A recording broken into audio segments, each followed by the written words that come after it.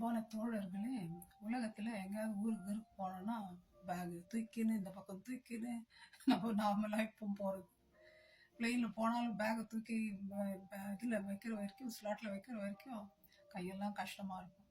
வச்சுட்ட பிறகு அப்பாடான்னு ரெஸ்ட் இருக்கும்.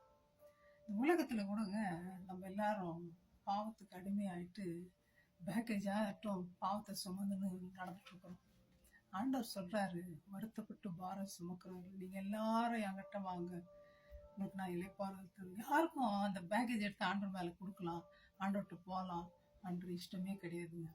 அந்த பேக்கேஜ் என்னன்னா போட்டோம் இழுத்துக்கணும் முடிச்சுக்கணும் நடந்துக்கிறாங்களே தவிர ஈஸியா இருக்கலாம், விட்டுட்டு பாவத்தை விட்டுட்டு விலகி இருக்கலான்ற அபிப்பிராயம் ஒன்றும் வரமாட்டேங்குது ஜனங்களுக்கு.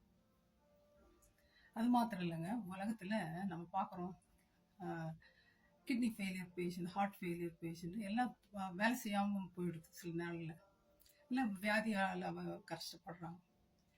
கிட்னி வந்து சிறுநீரகம் பழுதடைஞ்சிட்டா ஒன்று அவங்க அந்த டயாலிசிஸ் போகணும், இல்லாட்டி வேற புது சிறுநீரகத்தை உள்ள வைக்கும், அப்போதான் அவங்க உயிர் வாழ முடியும். அப்படி இல்லை விட்டுட்டாங்கன்னா அவங்க சாக வேண்டியதுதான்.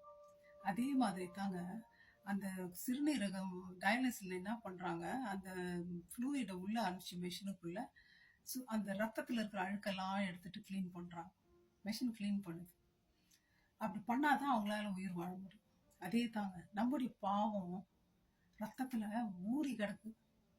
அந்த ரத்தம் எல்லாம் வெளியே சுத்திகரிக்கப்படணும். அதுக்காகத்தான் இயேசுநாத ரத்தத்தை கொடுத்து நம்மளை விலைக்கு வாங்கினார். அந்த ரத்தம் நம்ம உள்ள போகும்பொழுது நம்ம கடுமையான அந்த இருதயம், பாவம் செய்யற ஆத்மா, யோசிக்கிற அந்த மூளை, இதுக்கெல்லாம் அந்த ரத்தம் போய் என்ன ஆகுது, எல்லாத்தையும் சுத்திகரிக்குது. அப்ப ஆண்டவர் என்னன்றாரு, நான் ஒண்ணு புது மனுஷன் ஆக்குறேன்றார். அந்த ரத்தம் உள்ள போச்சுன்னா நம்ம ஆண்டவருடைய ரத்தத்தினால கழுவு.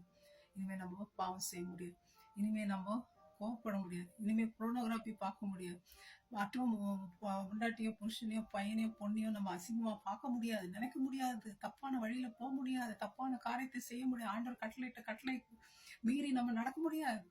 ஏன்னா இந்த சரீரம் என்ன போச்சு, பாவத்துக்கு செத்து போச்சு. செத்து போன மனுஷன் எழுந்து நடப்பானா? நடக்க மாட்டான். அதுதாங்க எல்லாத்துக்கும் நம்ம சாகம், இயேசுக்காக நம்ம பிழைக்கிறோம். அதுதாங்க புதிய வாழ்வு. அதைத்தான் இயேசுநாதர் கொடுக்குறேன்றாருங்க. அந்த புதிய வாழ்வு உங்களுக்கு வேணும்னா இன்னைக்கே அவரிடத்துல வாங்க, அவரை நோக்கி பாருங்க. அவரை நோக்கி பார்க்குற ஒவ்வொருத்தருக்கும் கொடுக்குறேன்றார். புது வாழ்வை எடுத்துக்கோ, இயேசு கிட்ட இருந்து என்ஜாய் பண்ணுவோம். Be happy my friends. Thank you. Bye.